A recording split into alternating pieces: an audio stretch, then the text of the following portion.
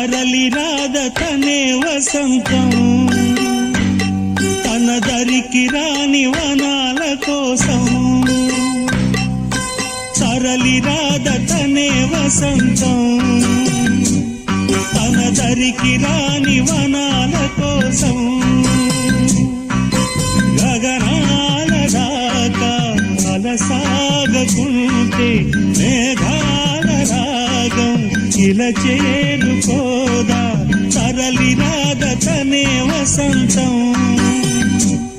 తన దరికి రాని వనాల